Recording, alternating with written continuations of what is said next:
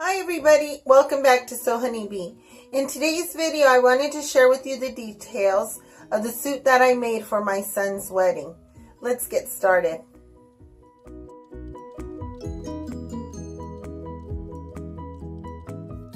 So let's jump right into this video going over the details to the blouse that I wore for the wedding. I really did like sewing with this fabric. It is part of the Casa collection and it's regularly $14.99 a yard, and I purchased this at Joann's.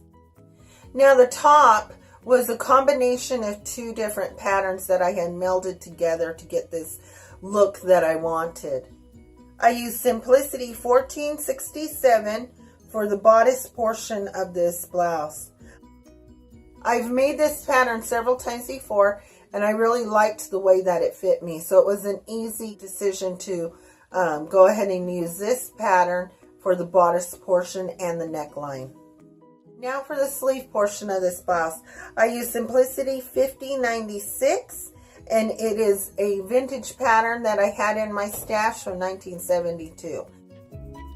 The button that I used for the cuffs of the blouse were repurposed from a garment that I have had for years and no longer wore. Now I want to share a little SOS Solutions of Sewing tip that I used for this blouse. I had received this tip many years ago from a fellow sewist, and I wanted to pass that on to you because it works every time. You can see that the blouse is not sitting correctly at the neckline. I take elastic cording, run it through the neckline so that it sits at the edge of the neckline. What this does is it causes the neckline to become smaller so that it sits correctly on your neck. Now I was really happy with the way this blouse came out. It was exactly as I had envisioned it, and it was a really simple make too. Now when I got the sleeve pattern and the bodice pattern and melded them together, there were no changes that needed to be made, even though one pattern was from 2014 and one pattern was from the 70s. Because both were Simplicity patterns, I didn't have to do any alterations. I just used the same size for both patterns, melded them together, and they fit like a glove. Now the details on the suit.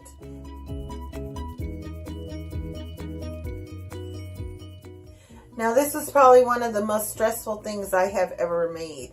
I just really wanted to make sure that it came out just perfect.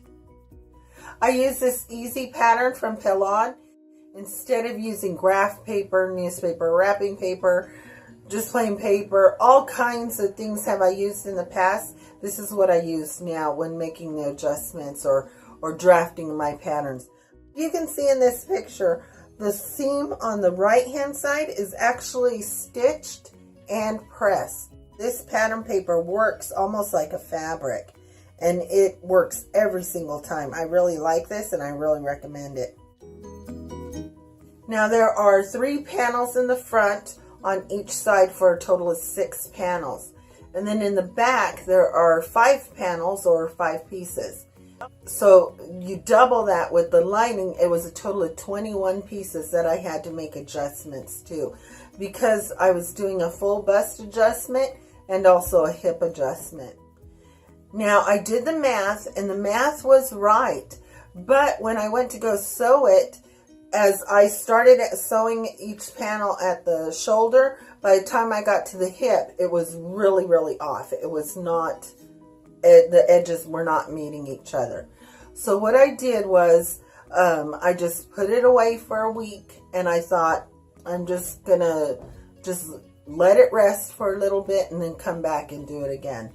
A week later I came back and I did the math again, and I knew that I had done the math right and the pieces should have met up with each other. So what I wound up doing was I started at the shoulder, through the base of the bust all the way to the bottom, just above the waistline. That is where the curve starts happening for the waistline into the hip for each panel. So I started at the top, sewed down, started at the hip, sewn in, and so the amount that was at the curve was the amount of fabric that I had in the ease. And that fit just perfectly. It just went together perfectly that way. Now for the shoulders, I went a little bit off the pattern, and I used my tailoring methods for that, using a sleeve head, professional shoulder pad, and then the interfacings within the jacket, so that it didn't look just like a homemade jacket, but it looked professional.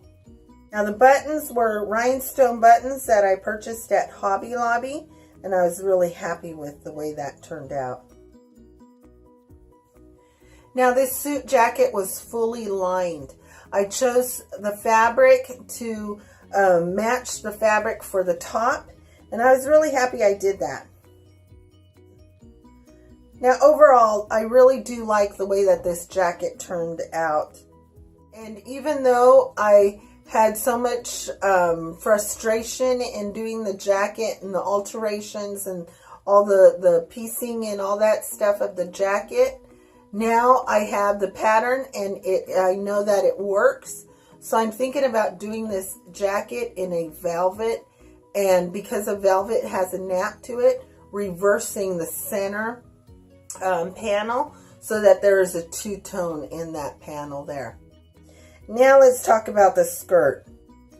The skirt is a basic waistline and darts in the front. I tapered it all the way to the bottom, and then it has a hook and eye closure and an invisible zipper. I added a kick pleat to the back of the skirt because I had tapered it so much. So I wanted to make sure that I would have enough room in walking. So those are all the details to my suit. Now this suit, I did challenge myself, like I said, but I would make the suit again. I really was pleased with the way that it came out. And I think I'll probably do it again next year. Every year I try and make myself a vintage suit. So this year I've already got one started that I've got to finish up. I may do it a little bit later on in the year. Now let's get on to what am I wearing. Let me get the pattern here. It is McCall 7322. And I really like this pattern here. It is a very, very quick and easy sew. It is one from their Learn to Sew for Fun series. And what I did was I got the neckband and I used fold over elastic. I've made quite a few t-shirts using this method.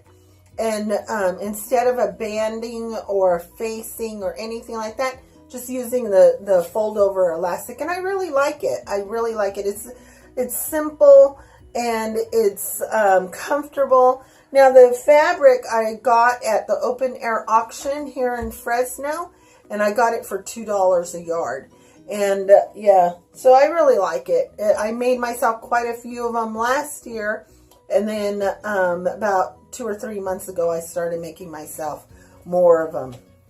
And I hope to be doing some more using this pattern in the month of March. If you would like to see a sew along featuring this pattern, leave it in the comments below, and I'll save that for March to do a sew along for that. So again, it's McCall 7322, and it is a white t-shirt with a fold over elastic neckline, and then it's just a basic arm, just a regular t-shirt. Okay, that's everything. Until next time, I'll talk to you later. Bye.